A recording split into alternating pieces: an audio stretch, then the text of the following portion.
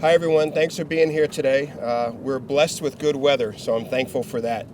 But I'm happy to be here today to make an exciting announcement that I'm very happy to make. I've waited just over 2 years for this day. But I want to announce that starting Thursday, the 11th of May, we'll be bringing back our traffic division. It'll be limited, smaller than it was before, but we'll have 10 motorcycle officers, 2 officers in cars, and 2 sergeants on an afternoon shift, doing traffic full time in the city once again. It's a great day. It's a day that I've looked forward to for a long time. Rolling the traffic division and some of the other divisions we rolled into patrol back in February of 21 was a tough decision. The work that they do is very important, but our precincts at the time were really struggling with staffing, and it was a move that I felt needed to be done. I want to let people know we're not making this move out of abundance or an excess of officers. This move, very important, but also it will impact the precincts as well. But some people will ask, well, why now? And for me, we look at our staffing as far as trainees. We have 97 trainees right now in the Police Bureau. And that ranges from day one hires to people at the end of their Phase 5 training or their 18-month probation. And with 97, it's really important that they get the opportunity to rotate through the traffic division as part of their rotations for training, learn how to do DUI investigations, traffic investigations, and things of that nature. And also, we're coming into Rose Festival timeframe. The folks behind me in our traffic division have a big lift when it comes to Rose Festival planning and taking part in activities. And I think right now is the time where we can actually make this move, impact some of the driving behavior we've all witnessed in the city for the better. And they will be out there visible, still doing police work, which is good. And I just want to take this opportunity, too, to thank all of them.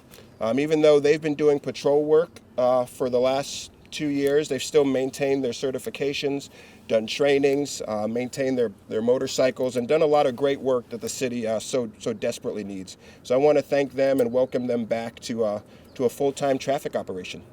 And then I've got some members of the traffic division and the strategic resources division here to answer some operational questions at the end as well. Thank you, Chief. Glad you could be here with us today. It's a pretty exciting day for all of us. I've been in the traffic division total for about 11 and a half years, and these last 2 years have been pretty difficult for those of us that have a huge passion for traffic enforcement and education, and we are super excited to bring back a portion of our division today. I wanted to add and build upon a few things that the Chief mentioned just now. Yes, a full-time portion of the division will come back on May 11th, but also for the second year in a row, we will be bringing back all of the traffic division, which includes quite a few more officers on motorcycles and cars for a 1-month period to help us with Rose Festival and different things. And so when they're not doing Rose Festival duties, parades and such, they'll be helping out with traffic enforcement, education, and investigations as well. So we're excited to have them all back for a month and then get to keep our afternoon shift contingent for the indefinite future. So that afternoon shift, as the Chief mentioned, consists of 2 sergeants, 10 motor officers, and 2 car officers, which will be split up into 2 groups that will cover 7-day-a-week coverage from 5 p.m. until 3 a.m.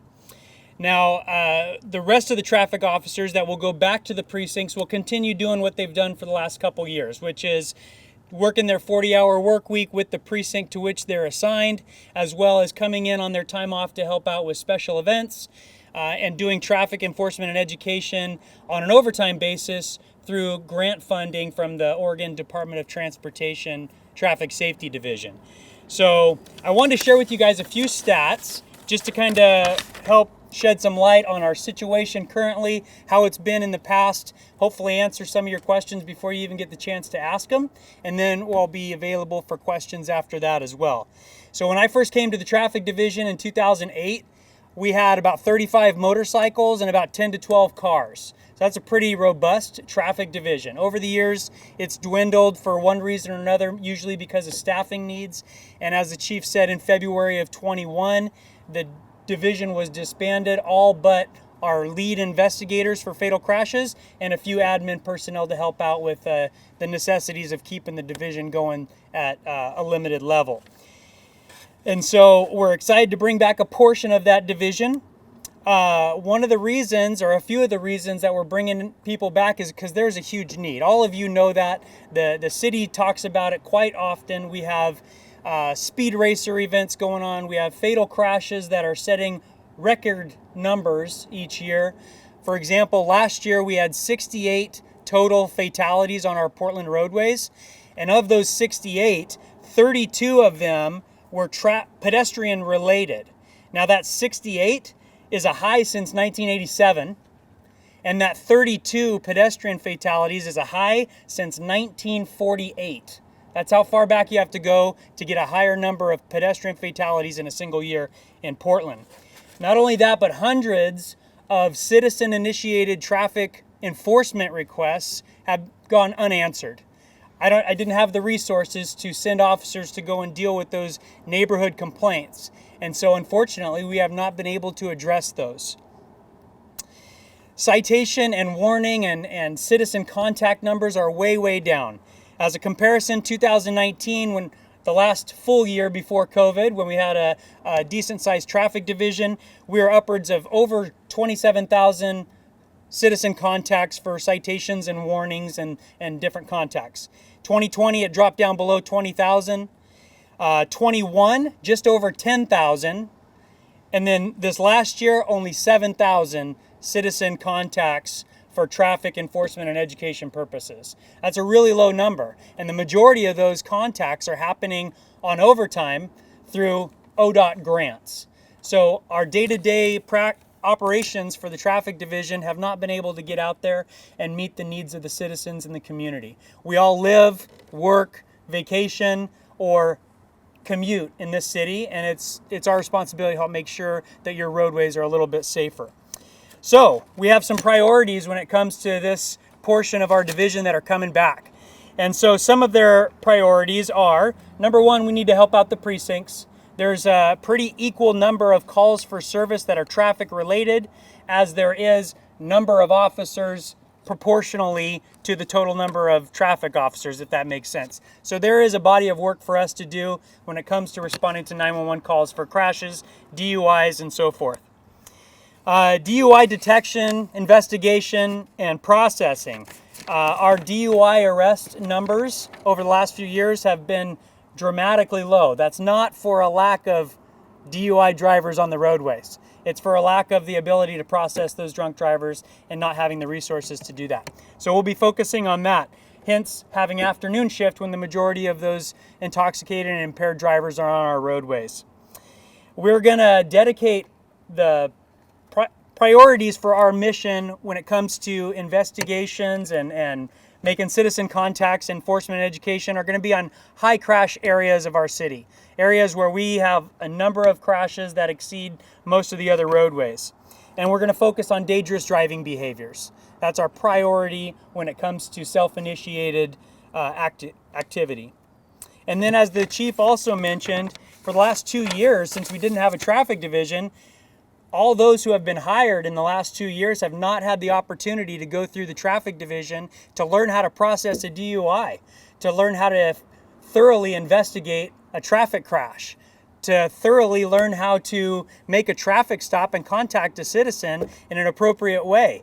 They've been so busy with responding from call to call to call and the precincts that now we have the ability with our traffic officers, majority of whom are designated as coaches, to take all those new hires and teach them how to help in this vital process. So we're super excited about it. We've got a long road ahead of us. We're going to reevaluate this program every several months and hopefully be able to build upon it as our numbers within the agency continue to increase and folks come off of probation. Thank you, Ty. Hopefully you guys could see the passion that Ty has for traffic enforcement and for keeping our streets safe. So now I'd like to open it up to questions, and remember to identify yourself, and you had your hand up first. Yeah, I'm Alex with OPD. Hi, Alex. Yeah, I have two questions about data. First, you mentioned that for the first month there's going to be a fuller transit division, and then it'll be whittled down to the afternoon shift. The afternoon shift is those 12 officers, I'm understanding. How big is that first month? What's the number of folks coming in to help for that first month? Sure, there will be, I think we have an additional 5 motor officers and I believe 3 car officers that will continue to help us out through that month period. We have a couple of people that are getting promoted, and we're excited for them. But that takes 2 our folks away to seek other duties. So. And then one other quick question about data. You mentioned obviously the rates of DUIs, stopping, pulling folks over is different over the years. Do you have any numbers on the clearance rates of hit and runs or other collisions or crashes? I don't have the number of the clearance rates, but I know that it is really, really low. So on average, do you know the total every year how many hit and runs we get? It ranges between 5,000 to 6,000. 5,000 to 6,000 hit and runs that we get in the city of Portland every day. Now I'm sorry, that'd be terrible. Every year, sorry. 5,000 to 6,000 hit and runs every year. We do have a traffic investigations unit that consists of 4 lead investigators, and they have continued in their role over the course of the last 2 years while the division has been disbanded. But their workload when it comes to fatal crash investigations is so high that they rarely have time to investigate any of those 5,000 to 6,000 hit and runs. So it's up to the initial precinct officers to do as much as they can, and very rarely will that case go beyond the initial investigation unless there's something that really stands out, grabs the TIU sergeant's eye, and maybe he might be able to ask somebody to do a little follow-up on it. But very, very few get that assistance. Thanks, Alex. Good question. I think Jonathan was next. Jonathan Mouse. Yeah, Jonathan by Portland. Several years ago, the city began sort of like scaling back their association with the Portland Police Bureau, as the City of Portland Bureau of Transportation specifically. The Vision Zero Task Force didn't recommend any enforcement because they were worried about racial profiling from the Police Bureau and general issues like that. Also, I know that they've stepped away completely from their pedestrian safety missions that they used to do for similar reasons. I wonder if you can say anything about whether we should expect those kind of partnerships with the City of Portland to come back, or what can you say about that? So yeah, the partnership itself has not diminished. We actually meet monthly. We just met with them on Monday, it was. So we meet with PBOT monthly with their traffic safety division. We have a great relationship with them. We really appreciate the work that they do, and they appreciate the work that we do. Now, the visible partnership that you saw in some of those crosswalk missions and things like that, that part has changed, and they are not going to participate in something outdoors like that. It was dangerous for their folks also to, they're kind of stepping out there in front of traffic and things like that. And we've gone a different direction in just trying to make sure we're focusing on dangerous driving behaviors as much as possible.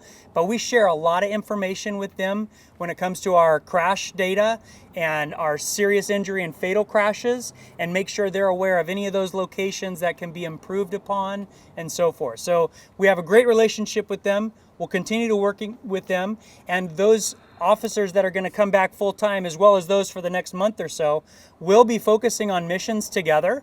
They may not involve PBOT all the time out on the roadway, but we accept suggestions from them on where we could possibly do some of those missions.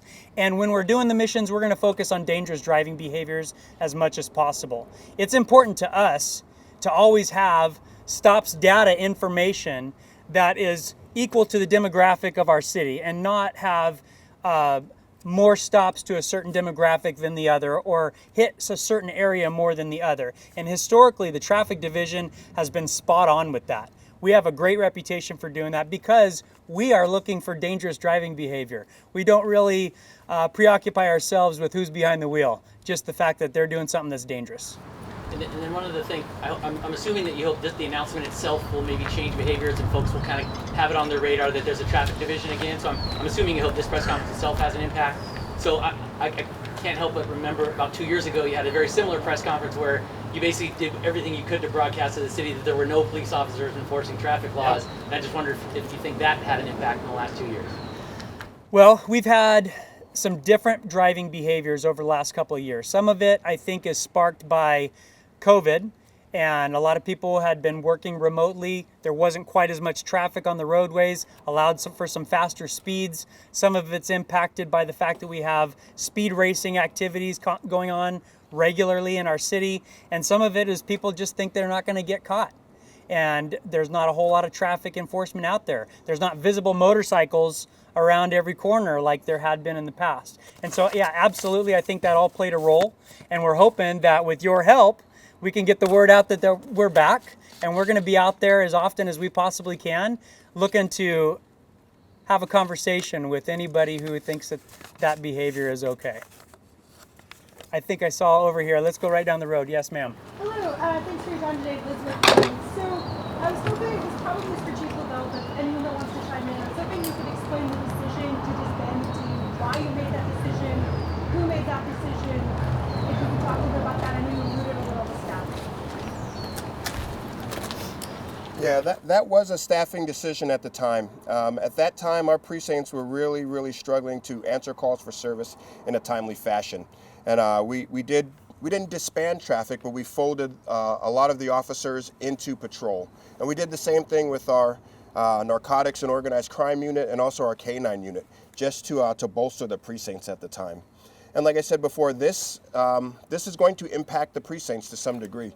But we felt that this was the right time to make this move. It was needed in the city.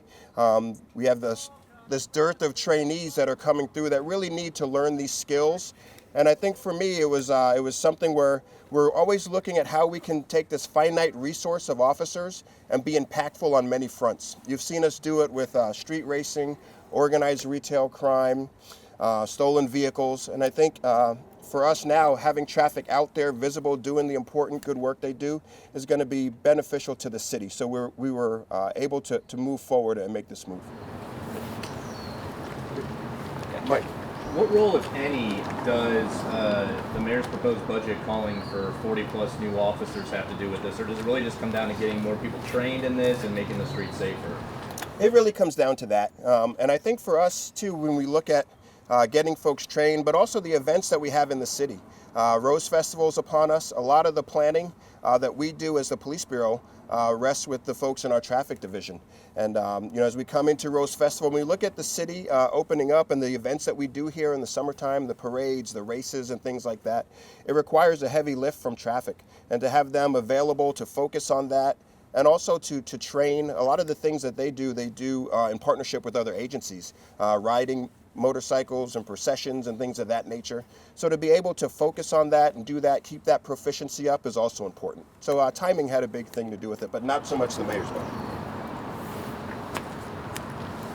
A follow-up to Liz's question as far as just managing resources. So 2 years ago, took these officers and folded them into patrol. Are they now coming out of patrol? How are you kind of strategically moving resources to make this happen? Yeah, the large portion of them will come from patrol. I think the traffic folks probably have a breakdown of actually who is coming from where.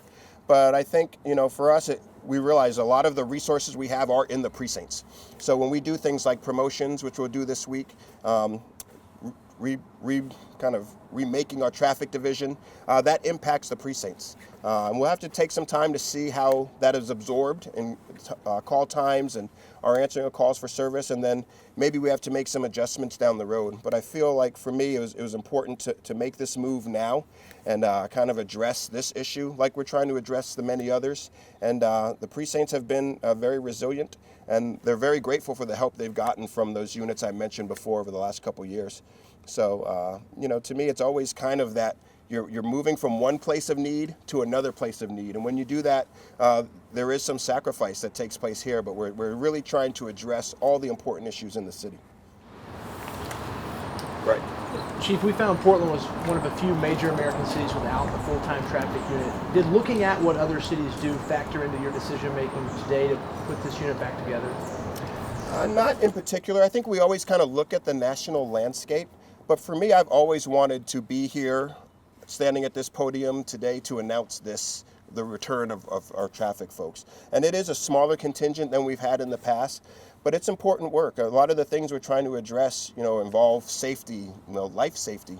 A lot of resources have gone to gun violence. A lot of resources have gone to other things that, are very important, but we have people dying on our roadways. We have crashes, record numbers of crashes on our roadways. So this is important work for us to focus on too.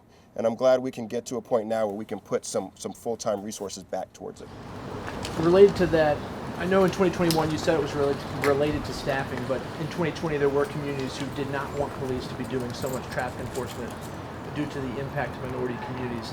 If there are people who are concerned about traffic coming back from the Police Bureau, can you just address those concerns? Sure, and I think Sergeant Ekstrom addressed it well. We're focused on driving behavior. not demographics or things of that nature. We're always, as an organization, looking to reduce disparities. But for us, it's really about having safe streets. To the extent that we can affect that with our resources and our traffic investigations and enforcement, we're going to look to do that. And, we're in a different time now. I think we're moving away from some of the thoughts of 2020 to more like, hey, we as a city really need certain things and we miss certain things and they have an impact on our lives when we don't have them. And I think, when we look back on the last couple years, there's many things that kind of fall into that category. And I think for a lot of people, traffic would be one of them. PBOT has been building more automated cameras in the intersections and for speed, and plans to build more soon. Is that a consideration in the future of the traffic division, and will that help with staffing, or is that a part of the teamwork between the two divisions? That might be better. Sure. That's absolutely part of the teamwork between us two. We work very closely with PBOT when it comes to photo enforcement related concerns and plans and what the future is going to look like. And so, we'll continue to evaluate different areas of the city where photo enforcement is the best way to get things done and to make an impact, and then other areas that it's better to have officers in person and so forth. And so we'll continue to work with them, and I think somewhere down the line, PBOT does have a plan for following some of the new laws that have gone into place for having some citizen oversight in some of those photo enforcement projects. Is there anything more you wanted to add on that? Yeah. Adrian with KPTV. I know in recent months there were talks of OSP assisting PPB with traffic enforcement. Has the ball gotten rolling with that? Is that planned? What's kind of the update? Sure. Two things. Historically, Portland has relieved OSP of having to deal with stuff within our city, and we take care of all the freeways and everything within the city limits. Secondly, OSP is struggling just as much as any of us in this nation right now when it comes to finding and hiring candidates to become police officers. So they struggle with their staffing as well. And every once in a while they might be able to lend a hand with one thing or another, but they're struggling just as much as we do. We have absolutely no problem with OSP or Multnomah County coming in and doing traffic enforcement and helping out where they can, but really it's a staffing issue for them as well. Yes, ma'am. Hi, Catalina with the Oregonian. So it sounds like starting May 11th, I just want to make sure the numbers are right. Yeah. It's 22 staff members full-time, or from that 5 to 3 a.m. window. And then after that first month, it drops down by 8 officers. Oh, boy, I don't have the exact number, but I believe it was about 5 extra motors and about 3 extra cars, I believe, give or take, 1 or 2. But that's for a month. So after Grand Floral Parade, those that are not staying permanently will head back to their precincts. And regarding the overtime and the grant funding, is that covering 100% of those? Of the overtime? Or like are all 22 officers working their full time and then doing? Yes, so during that month, those officers, everyone in the traffic division, will do their 40-hour work week paid for by the police bureau and the city of Portland with the traffic division. At the end of the month, those going back to the precincts will go back to doing their 40-hour work week at the precinct. When it comes to overtime, there's different types of overtime. If it's something city related, the city pays for it. But if it pertains to one of our grants, which we have grants for speed enforcement, distracted driver, DUI enforcement, truck inspections for motor carriers, photo radar enforcement. We have all these different grants, and those grants 100% reimburse the city for the time that those officers spend above and beyond their 40 hours a week on those types of duties. So if they come in on their day off and work 5 hours of DUI enforcement or speed enforcement, that's paid for by ODOT. Does that make sense? Right. And you have the last. Did he answer fully for you? Yeah. Okay. Thank you.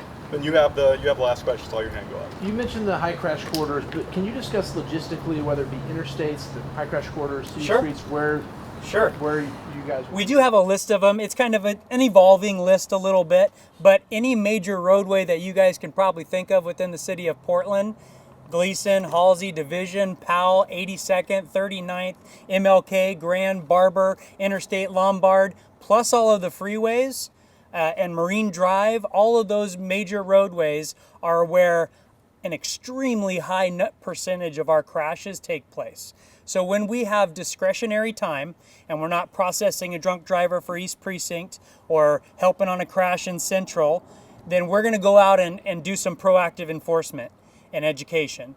And we're going to look for those areas first and look for dangerous driving behaviors within those areas. All right, well, thank you all for coming and sharing this exciting time with us. And as always, if you have questions, PPB, PIO, send us an email and I'll do my best to get you answers. So thank you all.